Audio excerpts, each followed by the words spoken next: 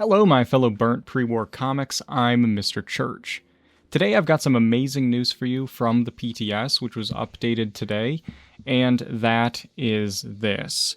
Wrecking Ball has been changed, not just from an intelligence perk to a strength perk that is now a 1-star, but most importantly for camp builders, it has a new effect. You deal 100% damage to objects and can damage your own camp objects.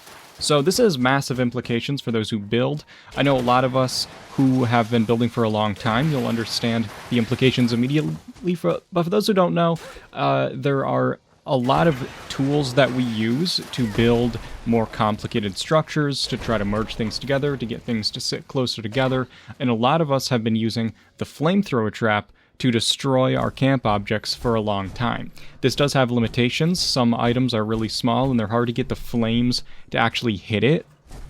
Now I go over the flamethrower trap a little bit more in my essential camp building items video, which I'm going to be linking in the description.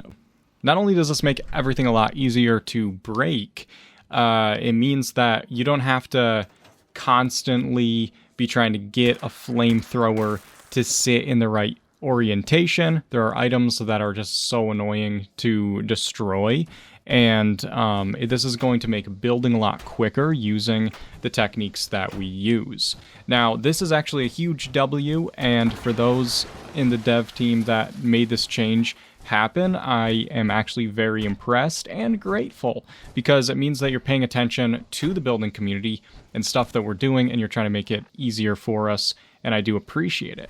Now, I want to also point out, I did a little bit of testing, and it seems that Pain Train and Choo Choo's armor effect doesn't damage your camp items if you run into them. I was thinking about this in case like you accidentally run through your camp and break stuff without meaning to, so that isn't going to affect it, so that's all good.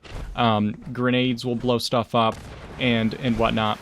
I tried whacking and slashing and smacking different items, and I did find that the Unstoppable Monster was pretty good for destroying items, because you could do that power attack, and it does that extra power attack damage. So for like quick and easy stuff, but you can also use like a ranged weapon to shoot at items that are harder to hit with a melee weapon. But it does matter, the damage that the weapon does affect the damage that you do to the item. Now, I went over this in my video that I made about the Thrasher egg, but essentially this allows for extremely easy merging of a lot of different items. Simply by breaking the item that a stack of items is sitting on, you can set stuff down in that same space, and then when you repair the item, it comes back.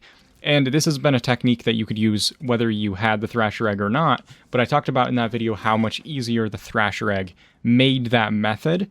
And I go over a lot of really cool stuff in that video too. If you want to check that out, that'll also be linked in the description. But what this card does is it makes every object in your camp that can be destroyed a Thrasher egg. It makes every item that you want to work with a Thrasher egg. So it opens the doors for a lot of building techniques, and it also means that if you miss the Thrasher egg, you don't have to worry, because whenever this card goes into the main game, because remember, this is for the public test server, it's not the live game yet. When this hits the live game, you guys will all be able to equip this card, and you won't need the Thrasher egg, and more importantly, you won't need the flamethrower trap, which means you don't have to go do the quest to get that item to be able to build. It's really great, and it's going to make building so much faster, so much more fun. So I just wanted to make this quick video to let you guys know that this is coming, and it's going to be great. I also want to give a huge shout out and thank you to my patrons and channel members for your support.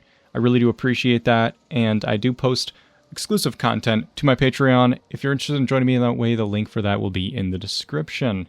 If you're not in the Discord, make sure you jump in the Discord. It's a great community, and I will see you guys in the next video.